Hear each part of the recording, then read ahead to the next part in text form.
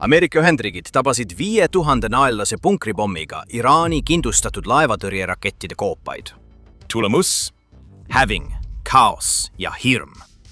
Need polnud pelgalt kaardil olevad sihtmärgid, vaid mulla terrorilaevastiku tuumik, mis ohustas ligi 1/5 maailma naftavoost.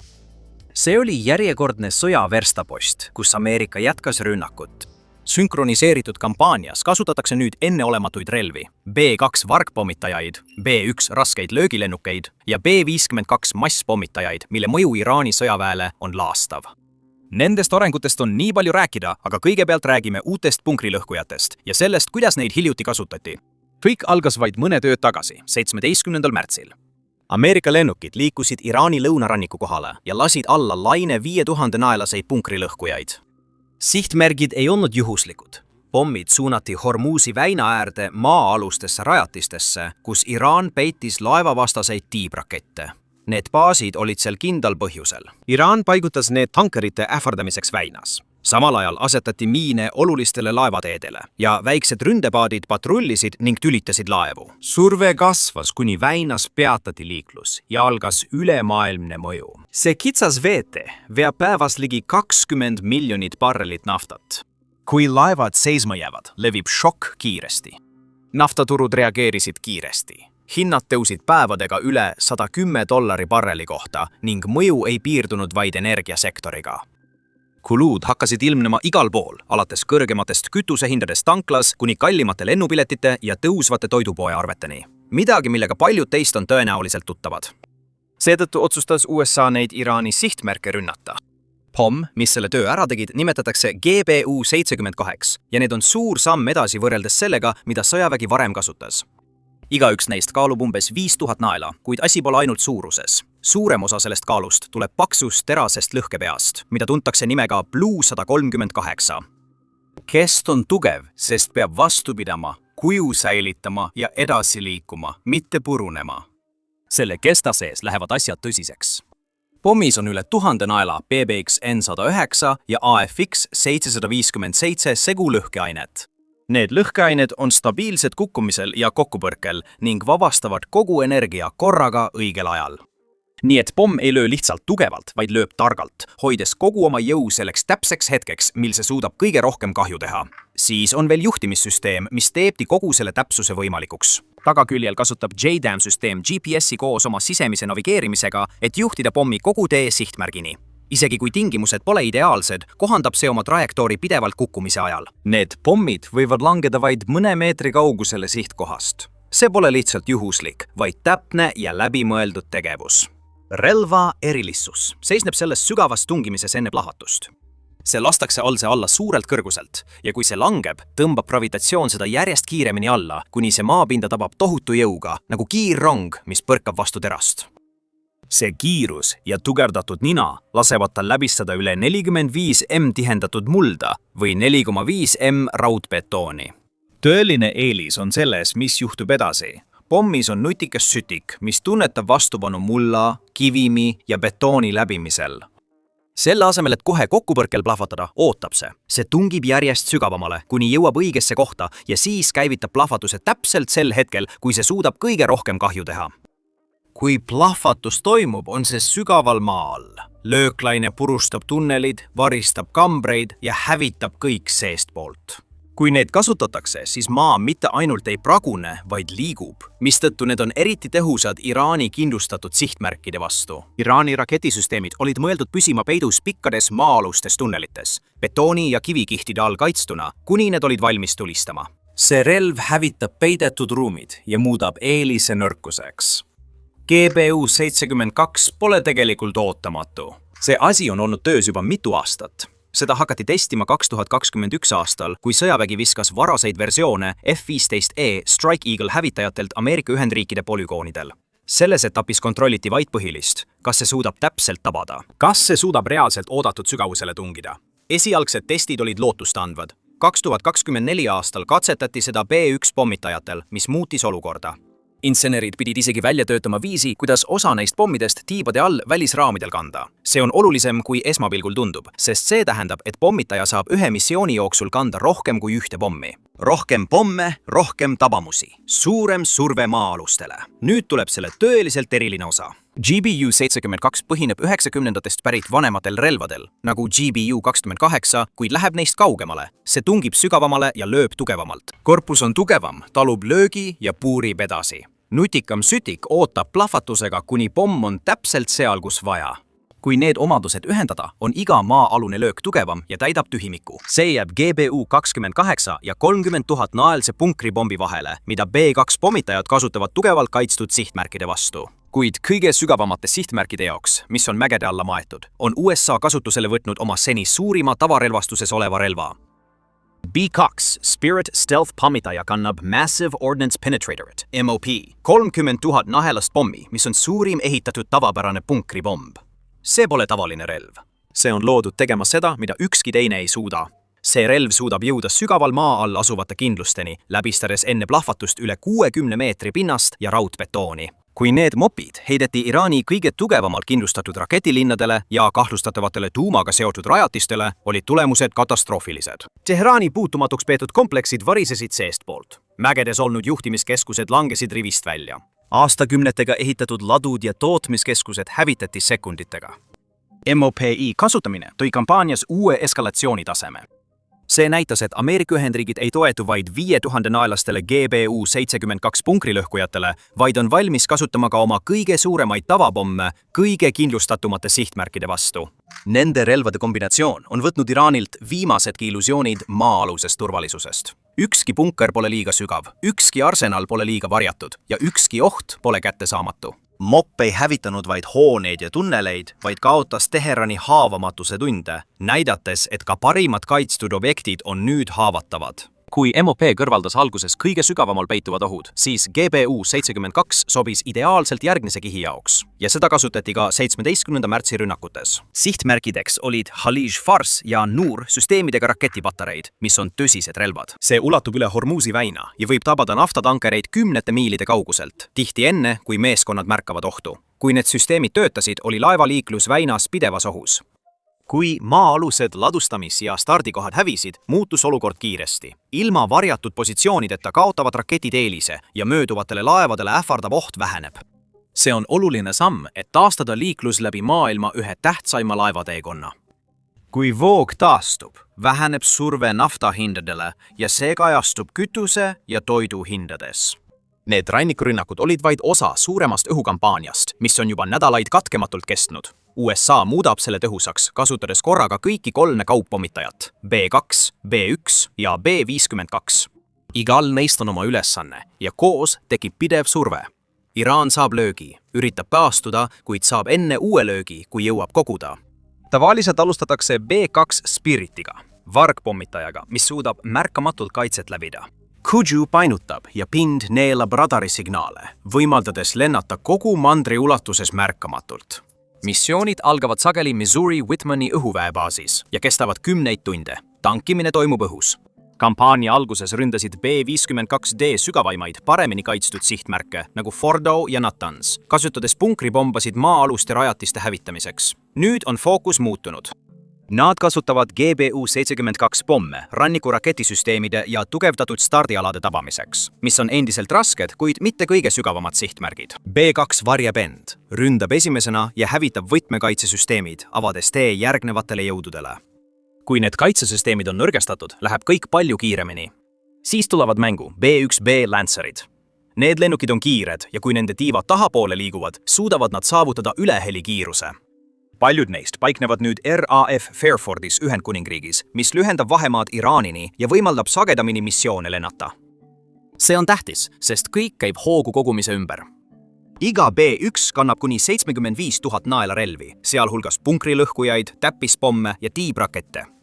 Pärast seda, kui B2D avavad kõige raskemad sihtmärgid, liiguvad B1D kiiresti edasi ja tabavad seda, mis on järele jäänud.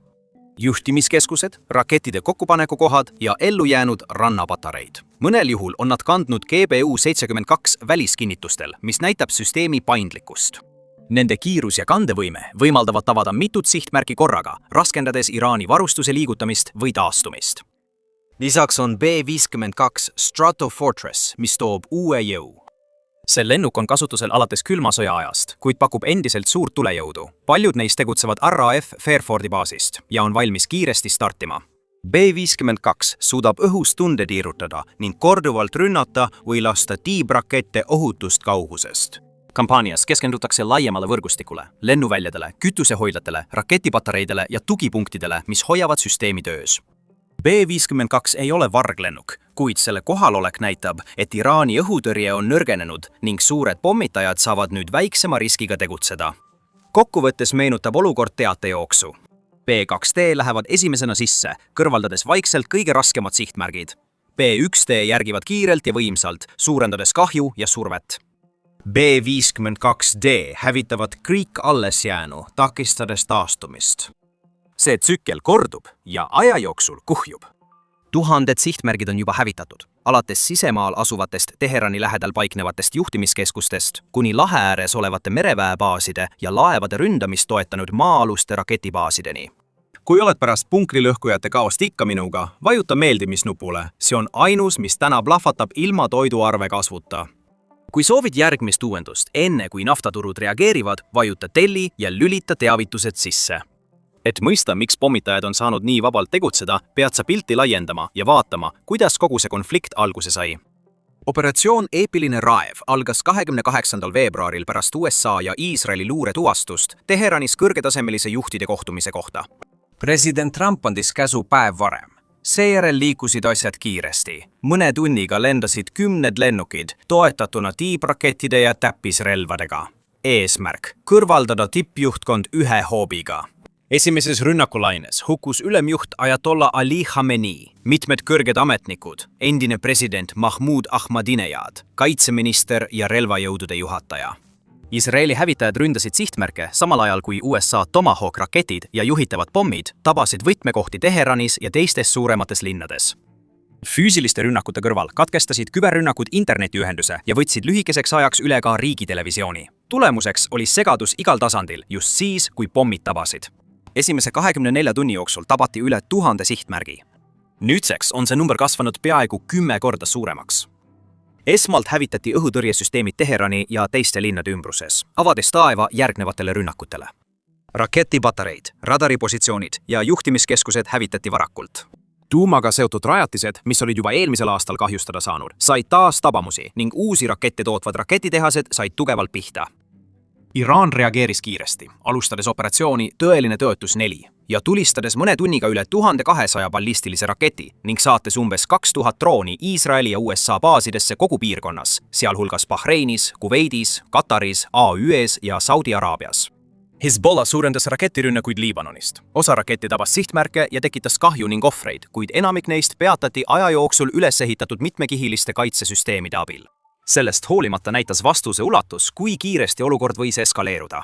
See näitas ka muud. Iraan kulutas ühe ööga suure osa raketivarudest. Pärast esmast šokki jagunes kampaania selgetesse faasidesse. Esimene nädal keskendus juhtkonnale ja õhutõrjele. Eesmärk oli kõrvaldada võtmetähtsusega otsustajad ja eemaldada süsteemid, mis võiksid ohustada saabuvaid lennukeid. Maa-õhk raketisüsteemid, ka Venemaalt ostetud, leiti ja hävitati ükshaaval. Hiljem said ka vargtehnoloogiata lennukid väiksema riskiga Iraani õhuruumi lennata. Iraani merevägi kaotas varakult, sealhulgas fregati, mis vähendas nende reageerimisvõimet. Teiseks nädalaks nihkus tähelepanu. Tähelepanu keskendus raketivarudele ja energiatööstuse taristule. Tuutmiskohad, kus valmistati uusi ballistilisi rakette, võeti sihikule, mis aeglustas Iraani võimet asendada juba välja lastud rakette. Sellistes paikades nagu Isfahan rünnati uuesti alles jäänud tuumaobjekte, et takistada kiiret taaskäivitamist. Iraan püüdis samal ajal sulgeda Hormuzi väina, pingestades olukorda. Miinid, rünnakud laevadele ja GPS-segamised häirisid navigeerimist, kuid neil olid ka varjuküljed. Need paljastasid täpselt, kus Iraani rannikukaitse oli kõige tugevam, mis muutis need lihtsamini sihtmärgiks. 3. nädala märtsi keskpaiga paiku muutus kampaania kitsamaks. Focus nihkus otse rannikult lähtuvatele ohtudele, mis häirisid ülemaailmset laevaliiklust. See viis 17. märtsil toimunud punkripommi rünnakuteni. Iga kampaania faas nõrgestas Iraani.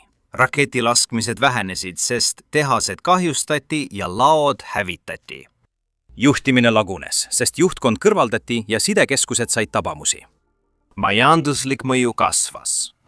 Naftaeksport Iraani peamistest terminalidest kahanes peaaegu olematuks, katkestades valitsuse tuluallika, mõjutades ka teisi riike. Turud reageerisid, marsruudid muutusid, hinnad tõusid. Surve suurenes, kui Iisrael ründas South Parsi ja muud olulist gaasitaristut, mis varustab suurt osa maailma maagaasist ning mida Iraan jagab Katariga. See samm suurendas panuseid ja nii jõudis kampaania sellesse punkti. Samm-sammult ehitati iga faas eelnevale, kurnates kaitset, vähendades võimekust ja paljastades võtmetähtsusega sihtmärke. Selleks ajaks, kui pommitajad ründasid neid rannikul asuvaid raketibaase, oli eeltöö juba tehtud. Utamatuna tundunud eskalatsioon oli tegelikult hoolikalt kavandatud sündmuste jada tulemus, mis muutis varajase hoo püsivaks surveks ja kujundas samal ajal ümber lahinguvälja. Kaotuste arv näitab konflikti intensiivsust. Iraani poolel arvatakse olevat hukkunud tuhandeid sõjaväelasi ja veel rohkem on haavatuid, kuid see ei puuduta vaid inimesi. Varoosi tootnud tehased on kannatada saanud või hävitatud, mistõttu lahinguväljal kaotatud ei taastata kiiresti. Ameerika Ühendriigid on kaotanud 13 teenistujat, sealhulgas KC-135 tankurlennuki meeskonna ja Iraani vastulöögi ajal tabatud baaside personali. Iisrael on samuti kannatanud, saades raketirünnakutest kümneid tsiviil- ja sõjaväelisi ohvreid. Isegi naabruses asuvad Pärsia lahe riigid on teatanud sihtmärgist mööda läinud plahvatustest põhjustatud kahjudest. Inimkaotused mõjutavad kogu piirkonda ja kõiki seal. Õhusõda on olnud samuti äärmiselt äge. Iraan väidab, et tabas USA F-35 hävitajat, sundides selle hädamaanduma USA baasis. Washington pole allatulistamist kinnitanud, kuid väide näitab, kui tuliselt õhuruumi pärast võideldakse ja et isegi arenenud lennukid pole puutumatud. Astume samm tagasi. Muster on selge. Iraan kaotab inimesi, varustust ja infrastruktuuri kiiremini, kui taastuda suudab.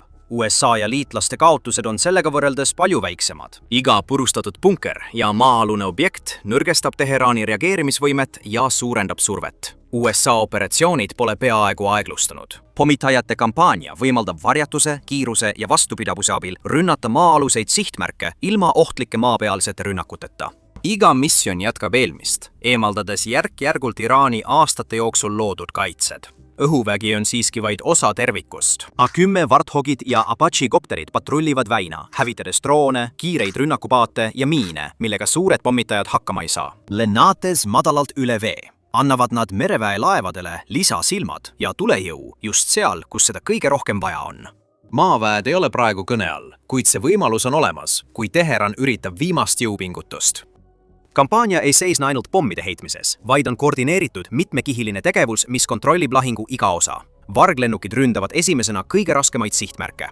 Kiired pommitajad avavad lüngad, kaugmaaüksused hävitavad ülejäänu. Iga väljalend annab sama sõnumi. USA kontrollib olukorda, Iraani eelised kaovad ning jõudude tasakaal mihkub pideva halastamatu surve all. Kas Iraan on need hiljutised rünnakud vaikselt vastu võtnud? Kindlasti mitte. Iraanis on reaktsioon nendele uutele punkripommirünnakutele olnud vali ja vihane. Riigitelevisioon ja revolutsiooniline kaardivägi püüdsid kahju pisendada, väites, et maa-alused rajatised olid enamasti tühjad või et Iraani õhutõrje suutis mõju piirata. Iraan on vastanud ähvardustega tekitada veelgi rohkem häireid, sealhulgas võtta sihikule naaberriikide energiarajatisi, näiteks Katari Ras Lafani energiasõlme. Teisest küljest ei varja Pentagoni juhid saavutatud edu. Kaitseminister Pete Hegseth ja kindral Dan Kane teatasid, et kampaania võidab otsustavalt ning tulemas on seni suurimad rünnakupaketid. Ballistilised ja droonirünnakud Iraanist on vähenenud 90%, kuna tehased ja stardikohad hävitati. Pidev surve hoiab pinget ja näitab, et Ameerika Ühendriikidel on endiselt ülekaal. Uus ülemjuht Mujtaba Khamenei võttis oma esimeses suuremas avalduses pärast võimule tulekut palju karmima joone. Ta lubas lõputut kättemaksu tapetute vere eest, hoida Hormuzi väina suletuna nii kaua kui võimalik ning hoiatas, et kõik piirkonna Ameerika baasid satuvad rünnaku alla, kui need jäävad avatuks. Teherani sõnum esitab sõda kui Ameerika ja Iisraeli agressiooni Iraani rahva vastu. Need peavad punkripommirünnakuid Iraani kaitsevõime hävitamise plaani osaks. Iraani revolutsiooniline kaardivägi on avalikult rääkinud, et kasutab alles jäänud jõude asümmeetriliseks vastuseks. See hõlmab rohkem drooniparvesid, miinide paigutamist laevateedele ja käsilasrühmituste aktiveerimist teistes riikides Ameerika ja liitlaste ründamiseks. Majandusraskused on tavaliste iraanlaste jaoks tõeline. Naftamüügi katkemine ja esmatarvekaupade kiire hinnatõus suurendavad rahulolematust ametliku trotsi all. Iraanis on kaos suurem, kui riigitelevisioon väidab. Inimesed kogevad seda iga päev. Elektrikatkestused kestavad kauem. Leib maksab rohkem kui eelmisel kuul ning haiglatel napib ravimeid, samal ajal kui Eidi pidustused on liikumiskeelu tõttu tagasihoidlikud. Noored, kes varem vaikisid, räägivad nüüd juhtidest, kes nad sellesse jamasse vedasid. Kõva liini pooldajad ja Iraani revolutsiooniline kaardivägi nõuavad rohkem rünnakuid. Pered soovivad pommitamise lõppu ja võimalust lapsi toita. Kunagine hirmuvalitsus ei suuda nüüd oma tänavaidki kontrollida. Sisemine lõhe võib valitsuse kiiremini murda kui pomm. Kõvaliini pooldajad toetavad valitsust, kuid paljud soovivad lihtsalt pommitamise lõppu. Kampaania jätkudes küsivad kõik suurt küsimust. Mis saab edasi? USA võib suurendada survet Iraani nafta- ja gaasitaristule, kui väin varsti ei avane. Washingtonist on juba vihjatud, et sellised sihtmärgid võivad tulla kõne alla, kui laevaliiklus jääb blokeerituks. Iraanil on veel rakette ja droone ning nad võivad korraldada veel ühe suure rünnakulaine Ameerika baasidele või Iisraeli linnadele, et näidata, et pole lõpetanud. Iraagi, Jeemeni ja Liibanoni proksirühmitused võivad proovida tegevust suurendada, kuigi paljud neist on nõrgenenud. Võimalik on vaikne diplomaatia kolmandate riikide kaudu, et saavutada võitluste paus. Mõlemad pooled on kaotusi kandnud ja kulud võivad sundida neid läbirääkimistele. See sõda on juba näidanud, kui tõhusad on kaasaegsed punkripommid ja koordineeritud pommitusoperatsioonid maa-aluste sihtmärkide vastu. Iraani raketiprogramm ja salajased tuumategevused on saanud tugevaid lööke, mille taastamine võtab aastaid. Võimu tasakaal piirkonnas on muutumas ning Iraani mõju on tõenäoliselt palju väiksem, kui olukord on rahunenud. Konflikt on meenutanud, kui ohtlikud on kitsad laevateed nagu Hormuzi väin kogu maailmale. Muster, mis algas juhtkonna rünnakutega veebruari lõpus, kandub otse edasi praegusesse rannikul toimuvasse tegevusse, üks hoolikas samm korraga. 5000 naelased punkripombid olid vaid viimane käik palju laiemas pildis. Järgnevad päevad ja nädalad näitavad, kas konflikt vaibub või laieneb.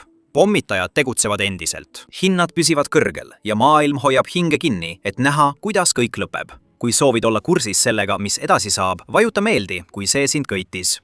Telli kanal, et sa ei jääks ühestki uuendusest ilma ja kohtume juba järgmises videos. Ole valvas!